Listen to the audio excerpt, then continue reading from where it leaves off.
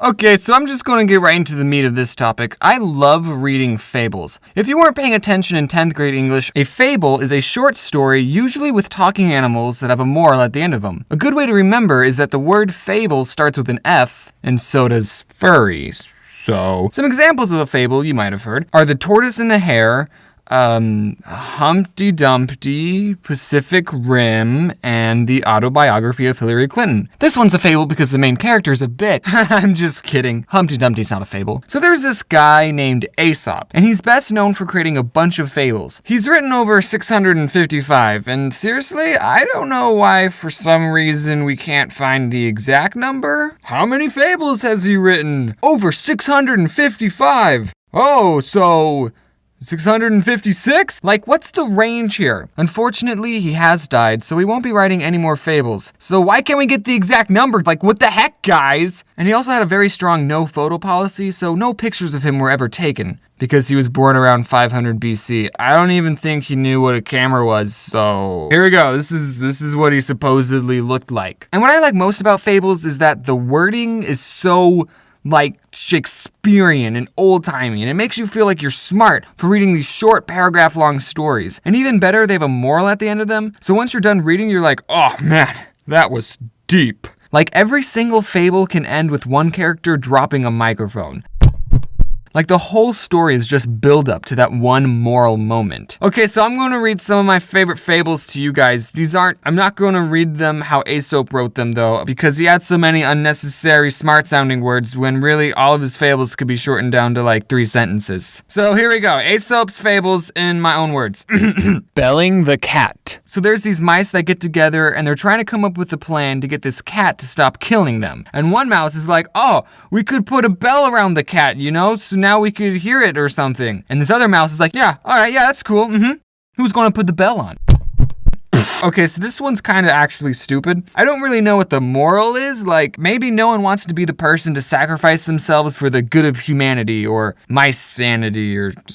Okay, here's my version of the rest of that story. So after the mouse said that, the other mouse goes, oh geez, other mouse, you're right, I didn't think of that. Well, I guess I say we all grab our toothpicks and kill the cat. You know, at least that ending made sense. A bell? Pfft. How about you poison it? Or like move somewhere where there's not a cat in the first place. The horse and the groom. So there's this horse and a groom, which is not the wedding kind. It's an actual groomer who just calls himself a groom. So this groom spends all this time brushing the horse and making it look pretty. And he also takes some of the horse's oats and sells it for extra cash. Okay, stop right there. Aren't oats supposed to be really cheap? Isn't that a thing? Okay, so the horse is getting malnourished and says, you know, you should really stop worrying about brushing me and more about feeding me.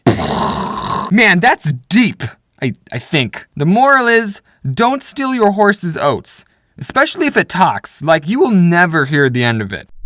The farmer with the goose with the golden eggs. So there's this farmer and he somehow gets a goose that lays golden eggs. And now you might be thinking, what's with all these gooses that lay golden eggs? Jack and the Beanstalk did it. The Simpleton Brothers did it. Well, did you know that this is the very first time a goose laying golden eggs has ever appeared in writing? I actually don't know if that's true. I made it up. I mean, it might be true. I don't know. It was 500 BC, you guys. It was a long time ago. And the goose only lays 1 egg a day, and the farmer gets greedy and wants more eggs. So he thinks, I bet all the eggs are inside the goose. So he chops up the goose, and guess what? There's only more goose parts in there, not eggs.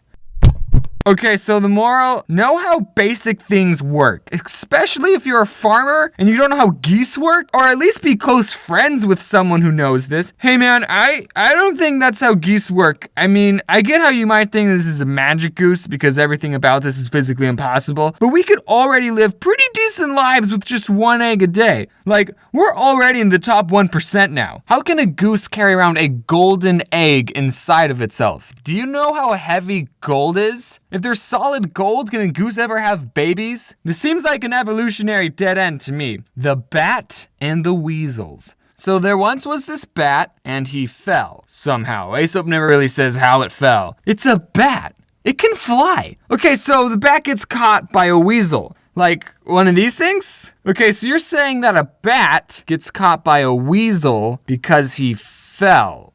Whatever, okay. So the weasel says, I am an enemy to all birds, and I'm going to eat you. And the bat goes, I'm not a bird, I'm a mouse. Oh, what are these things that look like wings? Oh, these? That's my blanket. Because I'm cold. Okay, that part wasn't in the story. So the weasel lets him go, but then it happens again with a different weasel, and this weasel says, I am an enemy to mice, and I'm going to eat you. And the bat goes, oh, tiny weasel, but I'm not a mouse. I'm a bird. And then he lets him go. Again. Sometimes Aesop wrote the moral you're supposed to take at the end. He did it with this one, and the moral verbatim is, look and see which way the wind blows before you commit yourself. So are you saying to follow the crowd? Like, go with the flow? That's not really good moral, Aesop.